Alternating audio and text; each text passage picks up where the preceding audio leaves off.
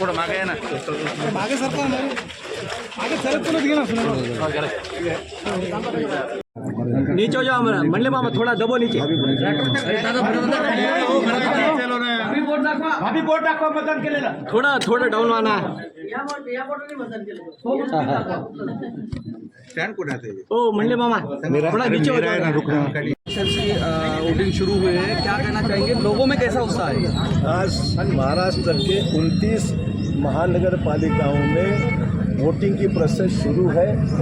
पिछले 15-20 दिनों से सभी पार्टियां अपने तरीके से पार्टी के लिए वोट मांग रहे थे. आज अंतिम दिन है, आज फैसले का दिन है और मुझे उम्मीद है कि महाराष्ट्र के 29 से 29 नगर पालिकाओं में लोग जाकर अपना वोटिंग का जो अधिकार है उसका पूरा इस्तेमाल करके वोट करेंगे और डेमोक्रेटिकली इलेक्टेड जो हमारी बॉडीज़ हैं लोकल बॉडीज़ के वहाँ लोग वो चुन के देंगे, उनके पद चुन के देंगे. 2017 में तकरीबन 73 जो ये नगर सेवक थे वो नांदेड़ वाघाड़ा महापालिका में आपके ही नेतृत्व में गए थे. आप ये इलेक्शन में महापौर कौन होगा और कितने ये से हो सकते हैं? देखिए, नांदेड़ की जनता सूर्य है, जानता है, समझदार है. अपनी भलाई, शहर की भलाई, अपने क्षेत्र की भलाई किस में है वो खूब जानते हैं. तो मुझे पूरा विश्वास है जो विकास कर चुका है और विकास करने की जो गारंटी लेता है और आज तक लोगों ने आजमाया है, ऐसे ही व्यक्ति को देखकर यहाँ पर लोग फैसला करेंगे, उसी पार्टी को लोग वोट करेंगे, ऐसा मैं उम्मीद करता हूँ. Thank you sir. हे बोला प्रक्रिया सुरू झालेली आहे, कसा प्रतिसाद आहे, काय सांगणार? लोकशाही मजबूत करण्याकरता प्रत्येक नागरिकांनी जाऊन मतदान करावं.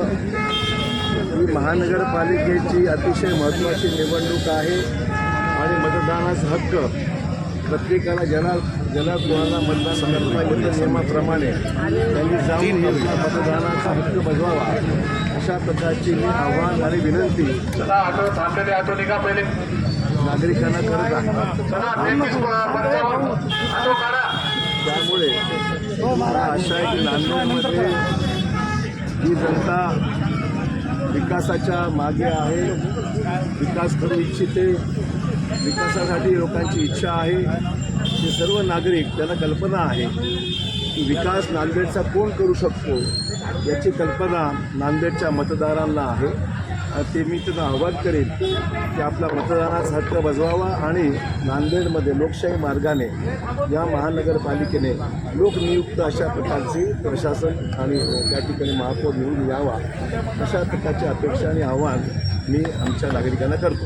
काँग्रेसमध्ये होता तेव्हा 83 नगरसेवक निवडून आले होते. आता भाजपात आहात, आता काय चित्र असेल? मतदान खाली घ्या, बूम खाली घ्या. खाली घ्या थोडंसं. मी एवढंच आवाहन करतो की मतदान करा आणि जो विकास करू शकतो त्याच्या मागे भक्कमपणे उभं राहा. महापालिकेचं मतदान सुरू आहे, किती ठिकाणी भाजप यावेळेला सत्तेत? मी आता आज काही निर्बंध आहेत, इलेक्शनची आचारसंहिता आहे, 29 ठिकाणी मतदान सुरळीतपणे चालू आहे आणि मी सर्वांनाच विनंती करेन की आपण जाऊन मतदानाचा हक्क आपला बजवावा आणि लोकांना जे आपल्याला पक्ष आवडतात, जे विकास करू शकतात, अशाच पक्षांना आपण मतदान करावं आणि लोकशाही अधिक सुदृढ आणि मजबूत करावी. महापौर कुणाचा सर? महापौर कुणाचा? एका प्रभागातल्या मतदारांची दुसऱ्या प्रभागामध्ये नाव आले. काही प्रमाणात तक्रारी यायला सुरू झालेलं आहे. खाली बूम घेणे. मी निवडणूक आयोगाला विनंती करेन लोकांची गैरसोय होऊ नये, अशाच पद्धतीने लोकांचे मतदान केंद्र असावं, याद्यामध्ये काही तक्रार ते पाहावं, कारण की या गोष्टी दरवेळेस काही ना काही प्रमाणात घडत असतात.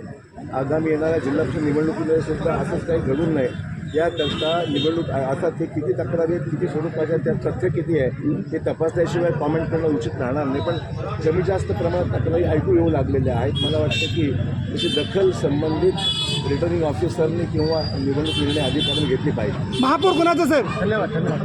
विकासात्मक कामं करणारे, ज्याचा अनुभव आहे, विकास मार्गाची करू शकतात, अशाच पक्षाचा महापौर येईल.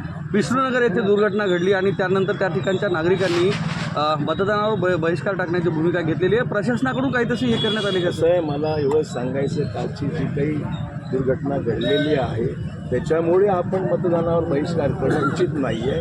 आपण लोकशाही मार्गाने आपल्याला निवडणूक लढवून त्या ठिकाणी मतदान करून आपला प्रतिनिधी आणला पाहिजे.